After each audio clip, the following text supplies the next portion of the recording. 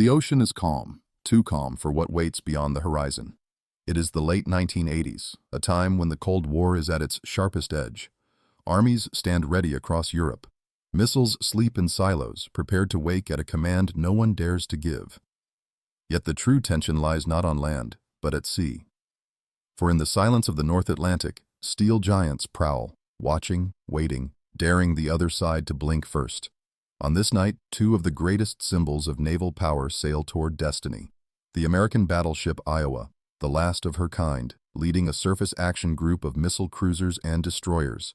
And across the dark waves, the Soviet battlecruiser Kirov, a nuclear-powered colossus armed with missiles that can sink a fleet in minutes. They were never meant to meet in battle. But in this alternate history, they do. The paradox is almost poetic. On one side, Iowa, born in the furnace of World War II, a ship built when steel and armor were the language of supremacy. She carries the scars of another era, yet she has been reborn. Her decks bristle with Tomahawk cruise missiles and harpoons, her electronics upgraded, her defenses layered with modern systems. Still, her 16-inch guns remain, massive relics of the past, each shell weighing as much as a small car. They are not obsolete tonight, they are hungry. On the other side, the Kirov is the embodiment of Soviet ambition, a nuclear-powered titan, longer than most carriers, taller than city blocks, her decks lined with P-700 Granit missiles. Each missile is a predator in its own right, supersonic, heavy, devastating. Her radars sweep like watchful eyes, her escorts guarding her flanks. She is not a relic, she is the future, sharpened into steel. The ocean becomes their stage. The NATO exercise underway is meant as a show of strength, not a spark. But sparks are never planned. An American destroyer shadows a Soviet reconnaissance helicopter too closely. A warning shot arcs into the night sky, meant only to intimidate. The Soviets, wary of humiliation, see it as aggression. Orders ripple through command centers, through bridges of steel and corridors of power. Suddenly, restraint evaporates. The Cold War turns hot. The first moments of combat are invisible. Radars light up, frequencies jam, screens fill with ghost signals. Electronic warfare screams across the sky, a silent battle of deception.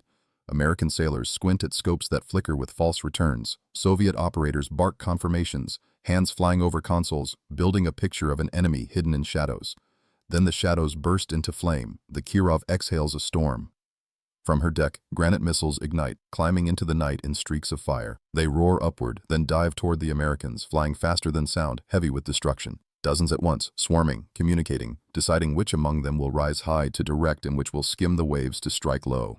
On the Iowa's bridge, alarms wail. The Ticonderoga cruiser reacts instantly, its Aegis system humming alive, assigning targets with machine precision. Engage, the captain orders, and the ocean erupts. Standard missiles leap skyward, contrails twisting into the darkness. Close-in guns begin to spin, ready to pour fire into anything that breaks through. The night becomes a storm. Explosions light the sky as intercepts find their marks. Fireballs streak down into the sea, sending geysers high. Sailors grip their stations, their ears ringing, their eyes darting from screen to screen, yet the Granites are too many. One missile slips through, then another. The first slams into an American destroyer. The explosion rips through her bow, tearing steel like paper. Men are thrown from their feet, alarms shrieking. The destroyer lists, fire rolling across her deck, but she holds. Her crew fights back, sealing compartments, dragging hoses, refusing to let her die. The second missile strikes near Iowa herself, detonating against her armored belt. The blast rocks the ship, throwing men to the deck, but Iowa was built for punishment. Her armor, thick as cathedrals, absorbs the blow. She staggers but does not fall. For a moment, silence reigns. Then the battleship answers. Her guns turn, the massive turrets groaning like ancient beasts awakening. Fire control locks on. The captain gives the order. Iowa inhales, and then thunder. The 16-inch guns roar, their flames leaping into the night, their shockwave rattling bones. The shells rise, arcing high, glowing faint against the clouds before plunging down toward the Soviet line. They strike a Kravak frigate escorting Kirov. The first misses wide, sending a mountain of water skyward. The second lands true, tearing through decks, detonating deep. The frigate disappears in an explosion that lights the horizon. The sea swallows what remains, but Iowa is not finished. Tomahawks launch, streaking low over the waves, their wings unfolding like predators in flight. Harpoons follow, sea-skimming and lethal, racing toward the Sovereign destroyer guarding Kirov's flank. The Soviet ship counters, launching her own missiles, her guns spitting fire. Some Tomahawks are intercepted, their debris crashing into the waves, but one finds its mark. It slams into the Sovereign's side, ripping open compartments, igniting fire. She burns, staggering in the waves, her crew fighting desperately to keep her afloat. The clash is no longer distant. It is brutal, intimate. Steel against steel, fire against fire. The Iowa and the Kirov stare across the ocean at each other, their escorts bleeding, their crews fighting with everything they have. The first exchange has been costly, but the battle has only begun. And in the silence between salvos, every sailor aboard both giants knows the truth. One of these ships will not survive the night. The sea has become a furnace. Smoke trails scar the horizon, black plumes rising where ships bleed fire. The first exchange has shaken both formations, but it has not broken them. Iowa presses forward, her escorts realigning into a defensive wall while Kirov steadies herself, preparing for another strike. Inside the Iowa, the air is thick with the smell of scorched paint and cordite. Men move with urgency but not panic. The wounded are carried below, the dead covered quickly, silently. There is no time for grief. On the bridge, the captain's voice is firm, measured, never rising above the storm. Damage report. Forward compartment sealed. Guns ready to fire. He nods once. The ship is hurt, but she is alive and angry. Across the sea, Kirov's Combat Information Center is a hive of tension. Red lights bathe consoles in an eerie glow. Radar operators report targets. Missile crews reload with practiced speed. The Soviet captain is calm, but his calm is sharp, a blade pressed against the moment. He has lost an escort. His Sovereign he burns. But his ship, his pride, is still strong. Nuclear power hums beneath his feet, and his missile tubes are far from empty. The second wave begins. Kirov exhales again, her launchers vomiting fire. Another salvo of Granit missiles tears into the sky, larger than before, a storm designed to overwhelm. They climb high, split formation, some rising to act as scouts, others diving to skim the waves. Together, they form a pack, communicating, hunting. On Iowa's flank, the Ticonderoga's Aegis system lights up like a storm cloud of green. Targets are assigned, priorities shouted. Track them, kill them. Standard missiles leap from vertical launch cells, spiraling upward to meet the threat. The escorts join in, their decks alive with contrails and smoke. The sea itself glows with fire as weapons streak in every direction. The clash is brutal. One by one, Soviet missiles are intercepted, exploding in midair, raining fragments into the waves. But some break through. One missile strikes the battered American destroyer already fighting for survival. The explosion rips her apart. In seconds, she is gone, swallowed by smoke and sea. The crew of Iowa watch in silence as the destroyer disappears, knowing they cannot stop to mourn. Another Granit slams toward Iowa, slipping past defensive fire. At the last second, her phalanx system screams, spewing streams of tungsten into the missile's path. The weapon explodes, its fragments tearing across the battleship's decks, shredding antennas and scarring her armor. Men dive for cover. But again, Iowa endures. Now it is the Americans' turn. Tomahawks launch in coordinated volleys, their silhouettes hugging the waves. Harpoons streak behind them, darting like spears. The Ticonderoga adds her fury, unleashing more missiles in support. The surviving American destroyer pushes forward, daring Soviet fire, hurling its last harpoons into the chaos. The Soviet Sovereign is struck again. This time, there is no saving her. Two Tomahawks slam into her hull, detonating deep. Fireballs engulf the ship, her magazines erupt, and she splits in two, sinking beneath the waves. Another Krivak is shredded by harpoons, torn open like a carcass. The Soviet formation shrinks. Kirov now stands nearly alone. The Iowa senses blood. Her great guns rotate, locking on the battlecruiser herself. Fire control computes solutions, adjusting for wind, distance, motion. Guns ready. The captain hesitates only a second. Then, fire. The turrets roar, thunder shaking the ocean. Shells arc high into the gray sky, vanishing, then returning as fiery meteors. They land close. One misses, sending a geyser higher than Kirov's bridge. Another strikes her stern, blasting apart her helicopter deck, tearing steel into ribbons. The third slams into her upper superstructure, destroying radar arrays, silencing sensors. The Soviet battlecruiser reels, smoke boiling from her wounds. Inside Kirov, chaos erupts. Alarms scream. Men race with hoses, sealing compartments, choking on smoke. Fire engulfs corridors, tearing through systems, yet discipline holds. The Soviet captain barks orders, his voice cutting through the storm. He will not let his ship die, not yet. But Iowa is relentless. Another broadside, another roar. This time, shells land amidships, tearing holes in armor, starting fires that spread with terrifying speed. Kirov answers with fury, launching one last wave of missiles. 3 Granites streak from her decks, smoke trailing behind. They race toward the American line. The Ticonderoga reacts instantly, firing interceptors. One missile is destroyed, another veers off course, fooled by electronic countermeasures. But the third race is true, diving toward Iowa. The battleship braces. Phalanx guns roar again, filling the sky with lead. The missile detonates just before impact, a fireball shredding Iowa's forward decks. Antennas vanish, paint scorches. Men are hurled across steel, but the armor holds. Once more, the battleship refuses to fall. The gap between Titans closes. The range narrows from miles to thousands of yards. Iowa charges forward, her guns roaring, her escorts unleashing their last fury. Kirov staggers, burning, blinded, still spitting defiance. The world beyond the horizon holds its breath. In Washington, in Moscow, leaders stare at maps and flashing signals, their hands hovering over phones that could end civilization. One more escalation could ignite nuclear war. But here, on this sea, there is no pause. The fight is not yet done.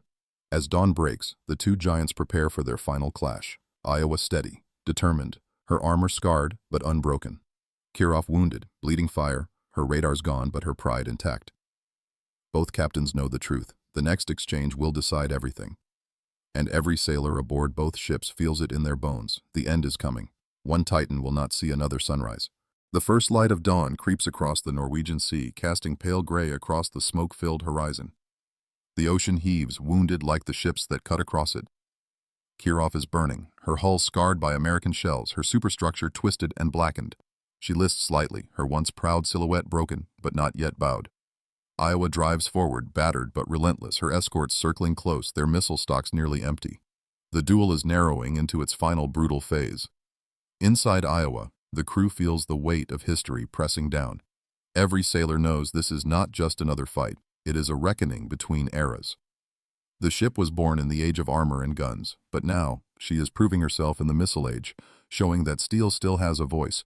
Below decks, men race to patch holes, to pump out flooding, to drag hoses into compartments thick with smoke. Damage reports crackle over the intercom. Fire contained forward, secondary battery operational, turrets loaded and ready. The captain studies the horizon through binoculars. Kirov staggers but still advances, her nuclear heart beating, her crew defiant. He knows she has more missiles, maybe only a few, but each one could change the outcome. He cannot let her fire again. He turns to his gunnery officer. "Bring all guns to bear." Full broadside, Kirov's captain feels the same pressure. His ship groans beneath him, wounded but alive. He grips the plotting table, smoke curling from vents, his face streaked with sweat. Reports flood in. Radar destroyed, fire spreading aft, engines holding at 70%. His officers wait for his order. He knows what the Kremlin would want, to sink the American flagship, no matter the cost. But he knows too what is at stake. His hand hovers over the console, then he slams it down. "Launch what we have left." Kirov exhales her final breath of fury. 4 Granit missiles streak into the sky, their smoke trails twisting in the dawn. They dive low, skimming the waves faster than sound. They are the last teeth of the Soviet beast. On Iowa's decks, alarms scream. The escorts fire what little remains. Standards, chaff, electronic jammers. 2 missiles explode mid-air, torn apart by intercepts. A third slams into the ocean, fooled by decoys. But the fourth comes on, unstoppable. A spear of fire aimed at Iowa's heart. The phalanx guns roar, spinning with a mechanical scream. Tracer rounds slice the dawn. At the last second, the missile erupts in a fireball, fragments cascading across Iowa's deck. Shrapnel tears into steel. Sailors dive for cover, but the battleship lives. The Soviet captain clenches his fists. His last strike has failed. Now Iowa answers. Her 9 great guns thunder together in a broadside that shakes the sea itself. The blast reverberates across her decks, a rolling earthquake of steel and fire. Shells arc high into the sky, their paths glowing faintly in the pale dawn before plunging toward the crippled Kirov. The first shell strikes forward, detonating just behind the bow, tearing through compartments. The second lands amidships, smashing into her armored belt with such force that the shock shudders through every deck. The third shell plunges into her aft sections, detonating near her engines. The explosion rips through steel, fire boiling upward in a column of smoke. Kirov reels, flames licking her decks, her structure collapsing piece by piece.